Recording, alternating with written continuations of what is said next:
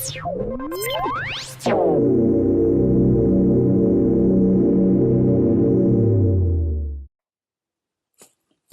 it is I, the floating fantasy football fairy, here to put curses or blessings upon fantasy teams, but mostly curses.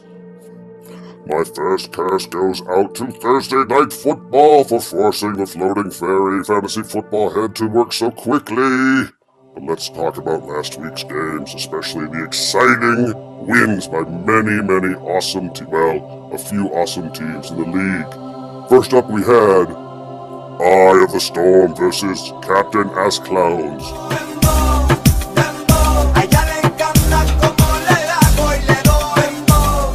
It's my understanding that Captain Ass Clowns went to bed convinced he had quite trounced his brother and then woke up to a near heart attack, but still a victory. Beavers lost yet again to the mighty Mullet Militia, who looks fairly unstoppable. Roaches lost to Contract Year, dropping him to a lowly 1-4. Him and Beavers sit at the bottom, sulking. Mikos Marauders, wait, I need to move my cursor. Mikos Marauders had the lowest scores of last week of 71 points.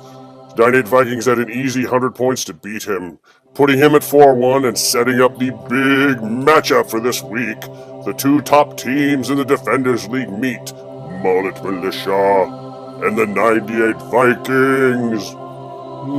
As I gaze into the future, I see an upset like that of the Atlanta Falcons and the Minnesota Vikings for 98 Vikings. It all connects if you think about it. After that, we have Canids versus Captain Ass Clowns.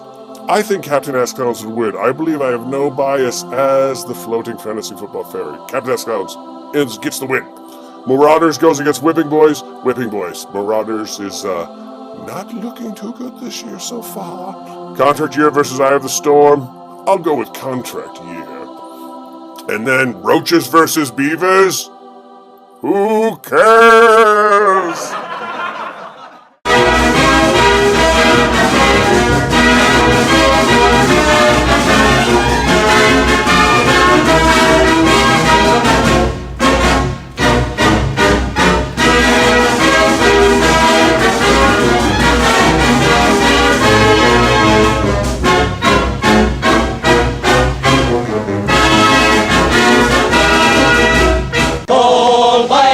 Let's win this game. Skol Vikings, honor your name.